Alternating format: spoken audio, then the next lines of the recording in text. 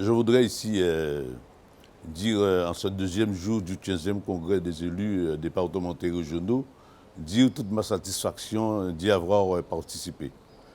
Car je crois que, au regard des interventions de nos collègues, que ce soit les collègues du conseil départemental et du conseil régional, nous avons dégagé un consensus au regard de l'intérêt qu'il y a à trouver ensemble des solutions pour notre pays.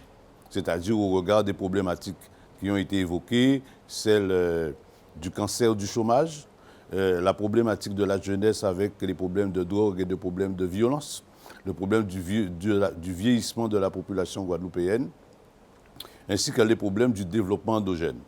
Donc pour ce faire, je crois qu'aujourd'hui, il nous appartiendra de faire en sorte que ces problématiques-là partent de la réalité du terrain. Ça veut dire que de ce que nous vivons au quotidien, afin de nous permettre de trouver les solutions au plus près des attentes de notre population. C'est une situation que nous connaissons. Malgré tout, en tant qu'élu, il m'appartiendra de porter ma contribution, car le conseil régional va prendre la présidence de ce congrès. En tant que conseil régional, j'y contribuerai fortement. Mais je voudrais aussi dire quelque chose d'essentiel.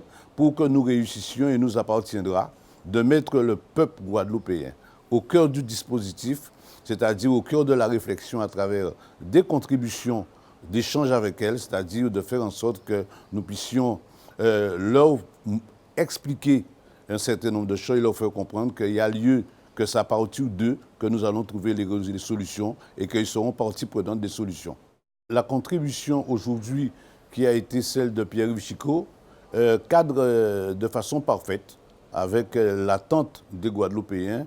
Et à titre personnel, je voudrais le féliciter pour ça, mais pour dire aussi que ça correspond aussi à mes attentes en tant que jeune élu régional, de pouvoir porter véritablement la contribution, parce que je pense que l'attente, elle est très forte au niveau de la population et de notre jeunesse. Je répète encore, ce sera de partir de la réalité du quotidien. Et pour ça, il faudra qu'on puisse employer un dispositif qui existe, celui de la démocratie participative, pour que l'esprit prenne la place et le pouvoir sur le matériel, pour qu'on arrive à expliquer aux gens nos choix et que les gens accompagnent et comprennent nos choix et nos orientations et que nous arrivons véritablement à ce que les techniciens qui nous accompagnent, c'est-à-dire les intellectuels, les universitaires, mais surtout les fonctionnaires qui sont dans les collectivités territoriales, puissent nous permettre de réaliser véritablement ce travail de concertation et d'évolution.